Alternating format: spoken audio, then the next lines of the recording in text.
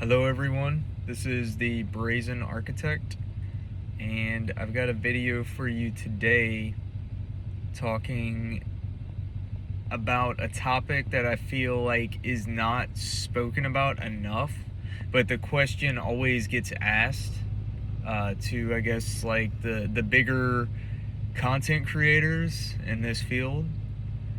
And I feel like this is going to be one of my specialties because I've ran across it so much.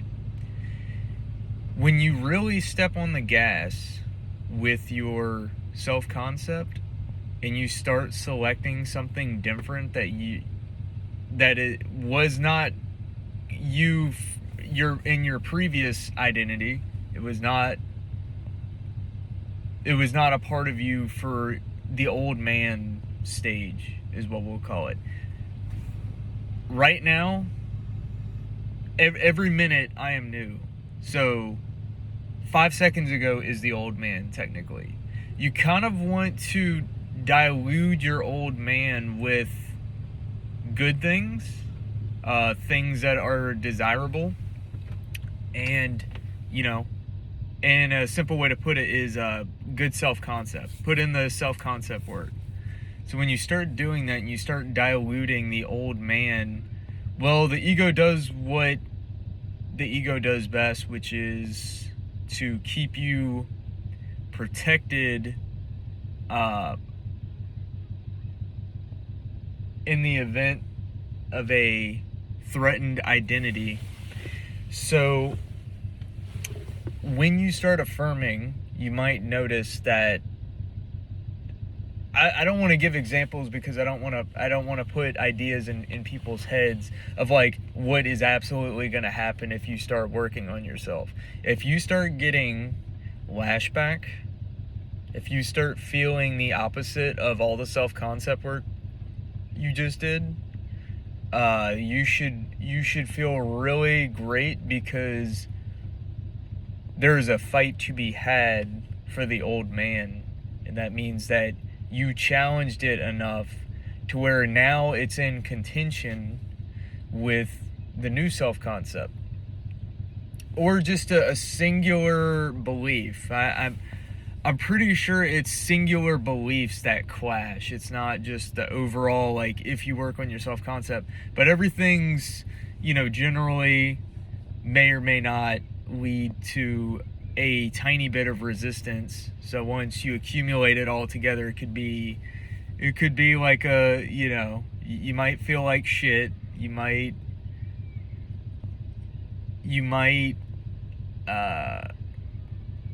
feel a lot of contrast, and so that is not the time to cave and be like, oh well, I feel the same. I actually feel worse now. It's not really rocket science. I would say it like this: when you start working on your identity and you start integrating that identity, which can literally happen like at any moment, there is no like once you hit a week of doing self-concept work or an hour of doing self-concept work or 5 minutes even, there is no really set timer for it. I tend to believe that there is no way to measure this stuff, like how good or bad or where your self-concept is. The only way to measure it is to check in with yourself and your experience, because your experience is nothing but the old man presenting itself. That's why you want to dilute it with the new self-concept. But I noticed today, like all week, I've had a hardcore self-concept week. I don't think my self-concept was bad going into this week, but I definitely could see some holes where I really needed to work on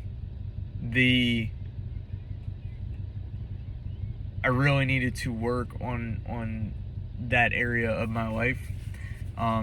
Certain areas more than others, but just I go ahead and do it all together. Self-concept is a blanket term, I believe. So, like I said, it's just an accumulation of like every area of your life, like every belief that you have about yourself in relation to the world. That, as far as I know. So, but I notice I feel good after I do it, so it's like it's definitely worth it and it's definitely doing something. But when you have that like thing that's fighting back at you, like I noticed at the end of today, it was real weird. It's a real weird feeling, and it brings out some of those feelings of like the worst of the worst. What's the Hawkins scale? Like you can tell because it brings out like little hints, right? And if your self concept is really good, you handle it so much better than you otherwise would. But you feel like it's like a prodding of fear. Some of it's like shame, some of it's guilt. Like sometimes you just want to cover your face and just go home. Like you just don't want to and it's all just old shit that's just coming back, like, you know, like, no, remember when we used to feel like this? Would you know? It's like, I don't know what's going on if I feel threatened, so I'm going to, it's like a rubber band. I've always thought of it like this. It's like a rubber band. Like, the more you stretch out your self-concept, the more work you put in at once, or I wouldn't say work, but the more that you expand your consciousness to the identity of different than what you're used to, anything outside of your box, so to speak, will stretch the rubber band. And you know, I'm pretty sure there's like a Newton's law that explains this, you know. But you know, when you stretch that rubber band with, you know, so much force, it must, and you let go, it must compress at that same or equal amount of force. And so that's how you really know if you're having an ego episode where you just feel like utter shit, or like even worse. Like I mean, it can get. I have a really good story that I'm gonna put out there one day. But it was extreme ego backlash because I went so far out of my box. I wasn't the same person. I did a hypnosis session, which I highly recommend if you can get it done with the right person or through the right mediums. And basically, yeah, the ego backlash was physical. I could physiologically feel it in my body, and it was completely uncomfortable is not even the word. It was like somewhat painful. A part of you is dying. So that might put it into perspective a little bit. But I did notice at the end of today, it was like, as I was leaving work, I remember I felt like, you feel like all of a sudden but you can identify it. You're a little bit more sharp with, like, you know it's bullshit, but you're still kind of like you're tuned into that already. And it's just coming back to show you, like, hey, remember this?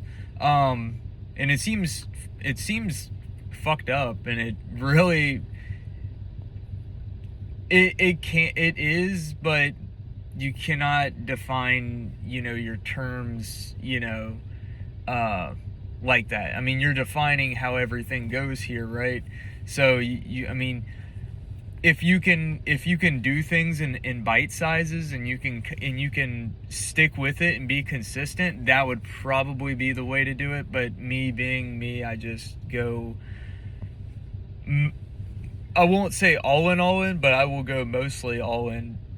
And I mean, even if you go 90% or just straight up floor it, like you can bet money that, you know, you will see the opposite. But, you know, once again, you're probably going to be in that self-concept where you can just like look at the outside world and just be like, like it doesn't mean anything. So I just wanted to bring awareness to ego backlash, because it's going to try to bring you back to the state of security. You don't want security. You don't want security and feeling like shit or not enough or whatever it is. So some people claim that you cannot bypass it.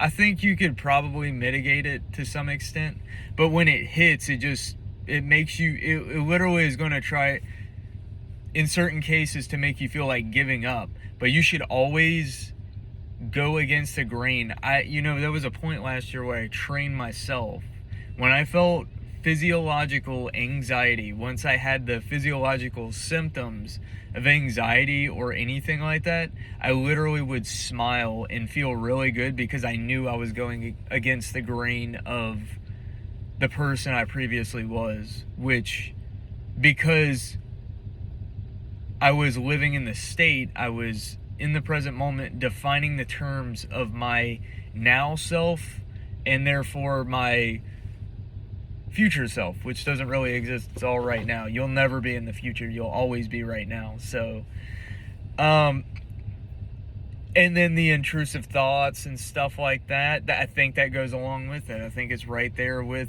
ego backlash. It's just trying to get you back into that box, or as close to the box as possible, especially if you stretch the rubber band, way farther out than you ever have before. And once you get an understanding of this stuff, this metaphysical side to this existence, then you can become aware of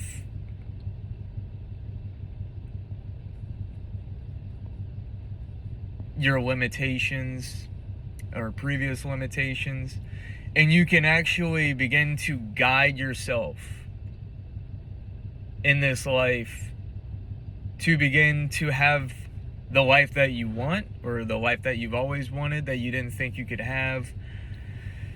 And what is a sin? To miss the mark. I mean, learning about this stuff is it's just clearing up the fog on how this whole thing works, the mechanism behind it, and how you can work it consciously to get where you want to be in life.